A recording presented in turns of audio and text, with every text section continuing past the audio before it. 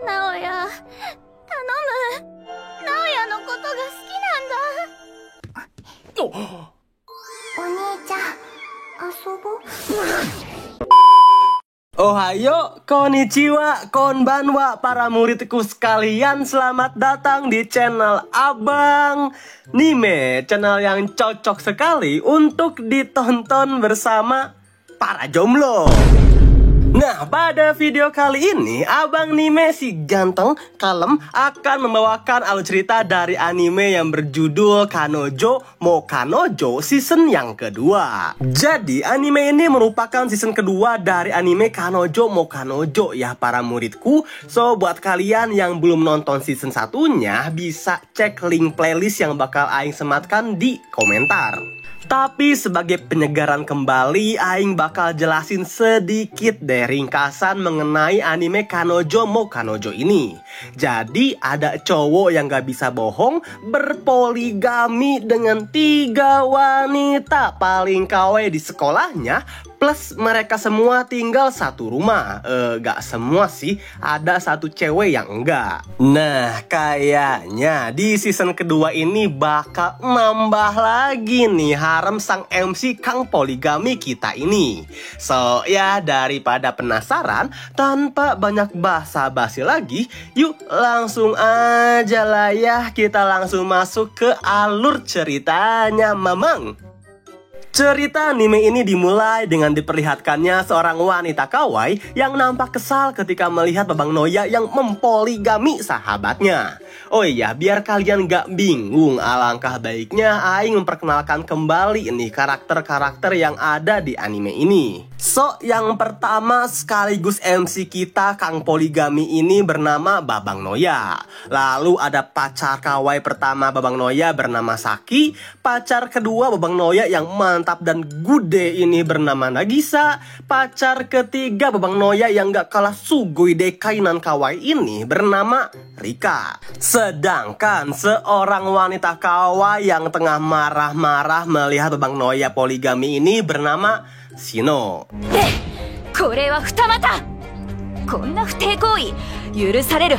Jadi alasan kenapa Shino bisa marah kepada Babang Noya itu disebabkan karena dirinya tidak bisa menerima Babang Noya berpoligami dari sahabatnya bernama Saki. Maka dari itu Shino pun akan melakukan berbagai cara agar Babang Noya itu memutuskan pacar kedua dan juga ketiganya, supaya Babang Noya bisa mencintai Saki seorang saja. Tapi menurut Aing sih melihat dari tingkah Shino ini, kayaknya Shino diam-diam menyukai Babang Noya ya muridku. Namun ya karena saat itu Babang Noya keburu pacaran dengan sahabatnya sendiri, Shino pun mau tidak mau harus mengubur dalam-dalam perasaan cintanya itu kepada Babang Noya. Di tengah-tengah rasa galaunya itu, tiba-tiba saja Shino mendapatkan telepon dari sang sahabatnya Saki untuk membantu Nagisa dalam pelajaran. So, begini wahai anak muda. Jadi dalam waktu dekat Babang Noya dan haremnya ini memiliki rencana untuk pergi ke festival dan kencan bersama ketika libur musim panas nanti. Namun agar mereka bertiga bisa menghabisi waktu bersama, mereka bertiga harus lulus tanpa remedial terlebih dahulu dari ujian akhir semester di sekolahnya. Nagisa yang mengetahui hal tersebut tentu sangat merasa galau brutal ya teman-teman, karena memang faktanya di antara mereka bertiga ini Nagisa lah yang paling bodoh dalam mata pelajaran. Babang Noya yang mengetahui akan hal itu pun langsung berinisiatif mengajarkan harem tercintanya ini. Tapi karena Babang Noya selalu berteriak-teriak mengajari Nagisa, bukannya Nagisa ngerti apa yang diajarkan Babang Noya, justru Nagisa malah sakit kuping.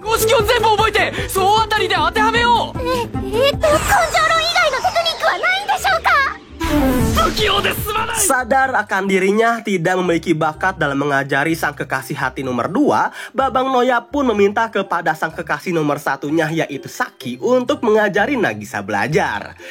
Tapi jawaban Saki adalah,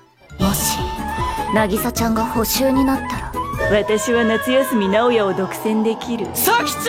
Iya, Saki yang berpikir dirinya bisa enak-enak berdua dengan Babang Noya selama liburan jika Nagisa remedial justru enggan mengajari Nagisa. Nah, dari situlah Babang Noya pun memohon-mohon kepada Saki untuk meminta sahabatnya Shino yang memang notabene-nya sangat pintar dalam pelajaran guna mengajari Nagisa belajar.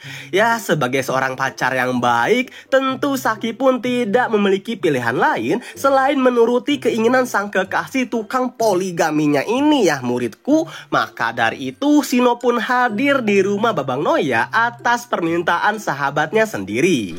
Nagisa yang melihat pujaan hatinya ini begitu sangat peduli kepada dirinya, tentu hal itu sangat membuat Nagisa bahagia luar biasa. Maka dari itu agar Nagisa tidak mengecewakan Babang Noya, Nagisa pun mengatakan, 頑張ります。直哉くんとの初めての夏だから、直哉くんとしたいこといっぱいあるから。 Yap, dengan kawai dan unyunya Nagisa mengatakan bahwa dirinya akan bekerja keras untuk menghadapi ujian kali ini.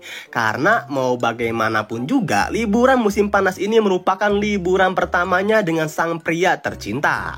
Maka Nagisa ingin melakukan banyak hal dengan Babang Noya. Tapi その問題もめっちゃ間違ってるけど。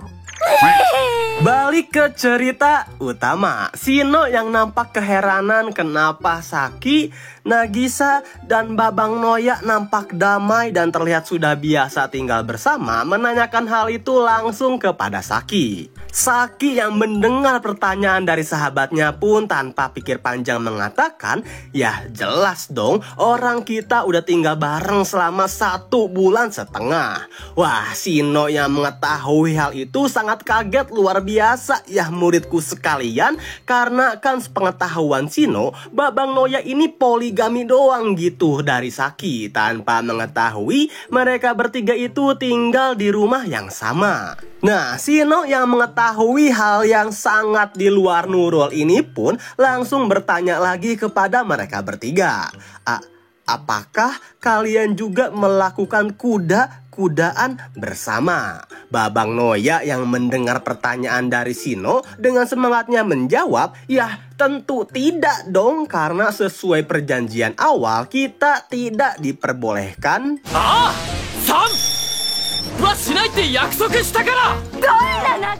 Tunggu dulu.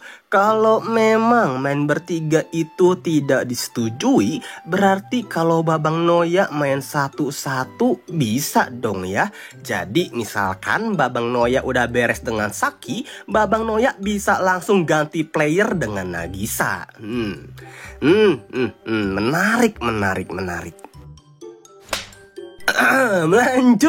Lanjut.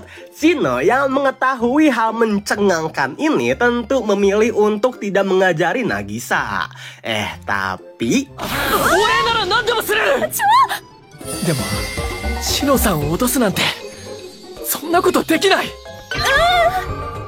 ya, di sini Babang Noya langsung mencegat Shino dan berjanji akan melakukan apa saja untuk Shino jika ia ingin mengajari Nagisa.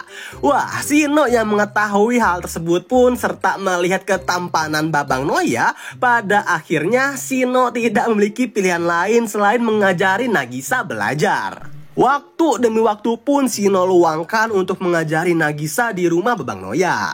Babang Noya yang melihat betapa berjasanya Shino dalam hal ini langsung mengatakan, シノさんは、すごく素敵な人だと思う。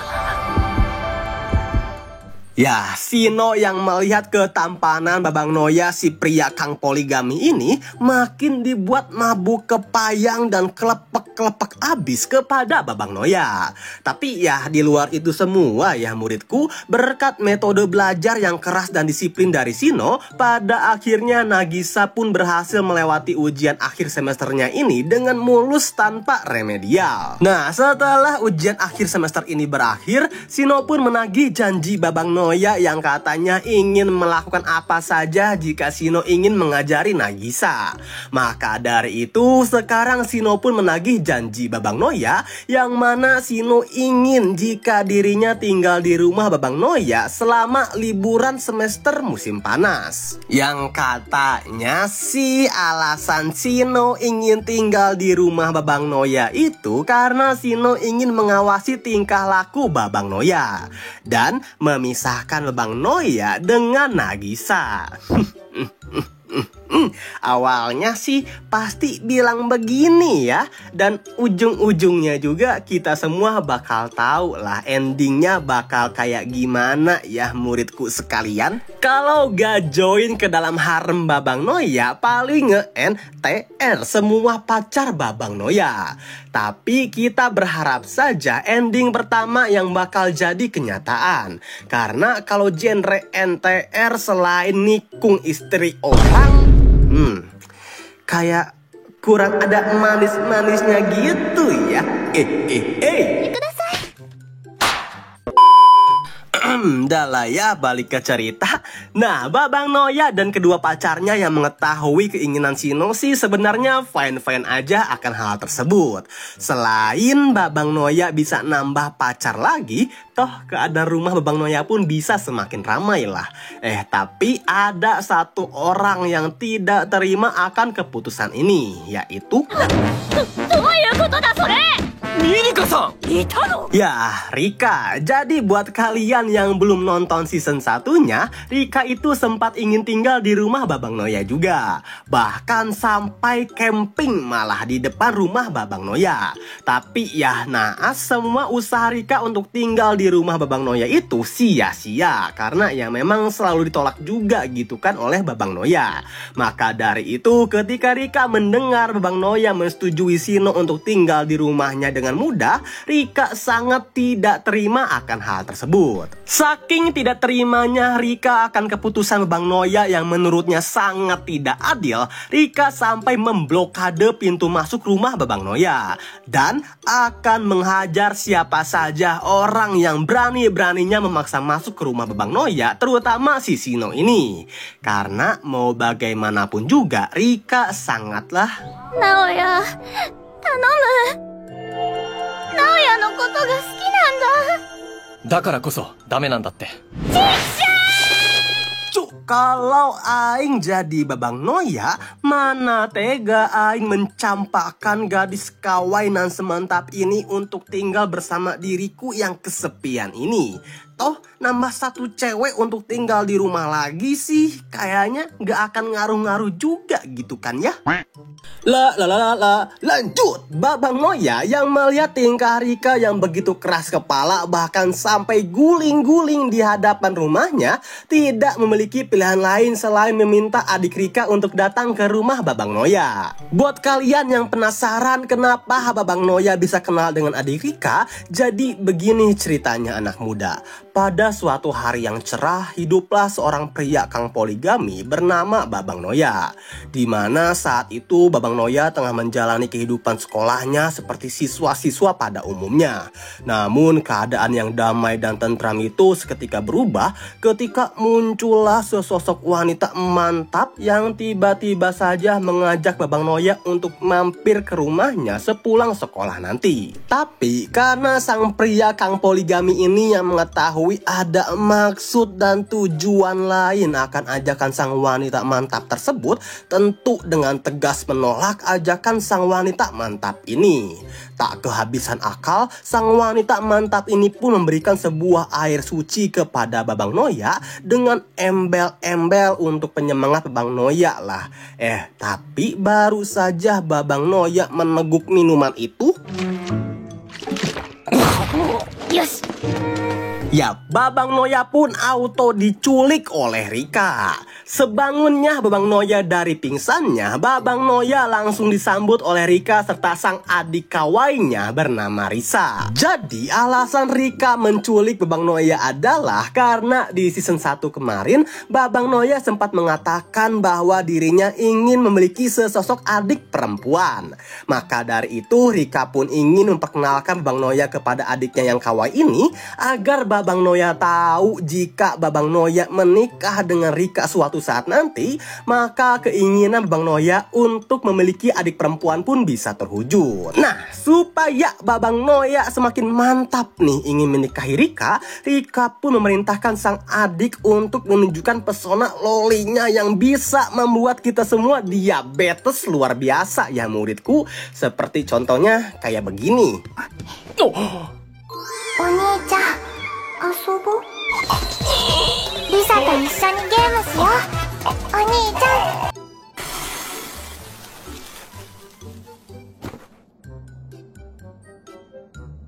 Waduh, gak main-main ini. Ada loli ilegal duduk di paha cowok kang poligami. Gak bahaya tah. Tapi ya pesona loli yang sangat kawaii ini belum berhenti sampai sini aja wahai para anak muda. Sebab 私、直哉お兄ちゃんみたいなお兄ちゃんが欲しいな。 Mari kita lanjutkan lah ya alur cerita yang terlalu banyak mengandung unsur gula ini. Nah, tapi meskipun Babang Noya sudah dibombardir oleh kekawaian loli yang super duper kawaii ini, jawaban Babang Noya tetaplah sama, yaitu tidak, dan tidak. Rika yang mendengar jawaban Babang Noya yang terus-menerus menolak dirinya tentu sangat merasa putus asa akan cintanya. Namun sebelum Babang Noya pergi meninggalkan rumah Rika, Babang Noya mengatakan, "Risa-chan, kamu memang adik dari Rika karena kamu sangat imut banget dan aku berharap juga bisa punya adik perempuan sepertimu." Wah, Rika yang mendengar hal itu tentu sangat merasa baper luar biasa. Sebab secara tidak langsung Babang Noya juga mengatakan bahwa Rika itu juga sangat imut. Balik ke timeline utama. Risa yang mengetahui tingkah sang kakak ini sudah berlebihan dan kriminal tentu langsung menyeret kakaknya tersebut untuk pulang. Namun Rika tak menyerah begitu saja ya teman-temanku. Agar dirinya bisa terus-menerus dekat dengan sang pujaan hati, Rika pun membeli sebuah apartemen tepat di sebelah rumah Babang Noya. Dan ya dari sinilah perjalanan harem kang poligami ini masih terus berlanjut. 思い出いっぱい作ろう。